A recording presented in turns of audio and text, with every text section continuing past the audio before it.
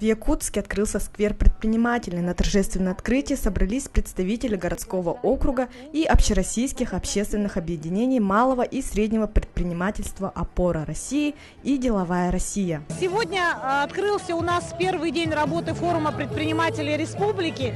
И, конечно, наверное, это мероприятие Открытие сквера предпринимателей – это одна из тех радостных площадок сегодняшнего форума, потому что инициатива была проявлена общественными структурами бизнеса и поддержана как и городом, так и, собственно, госвластью.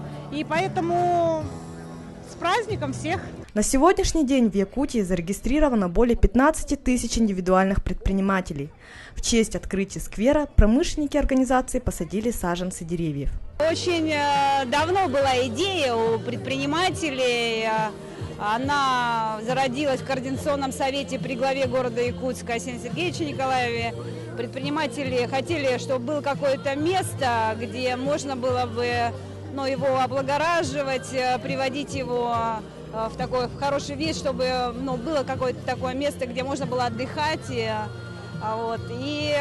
вот так возникла идея вот этого сквера. Я думаю, что в первую очередь этот сквер будет от предпринимателей.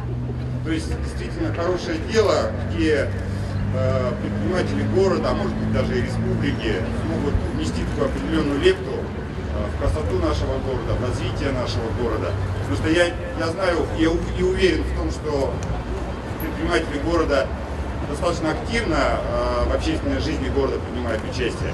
Но вот этот вот сквер, это будет еще одно из, скажем так, таких вот позитивных направлений, что ли.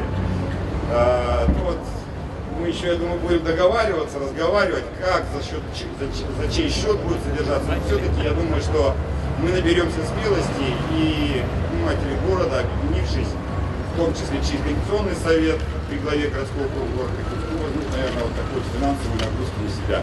С 24 по 25 сентября в Якутске пройдет форум предпринимателей, на котором традиционно обсуждаются самые актуальные вопросы в сфере развития малого и среднего бизнеса. Туяра Кривошапкина, Джулстан Трофимов, Иван Тайтонов специально для ЕСЯ.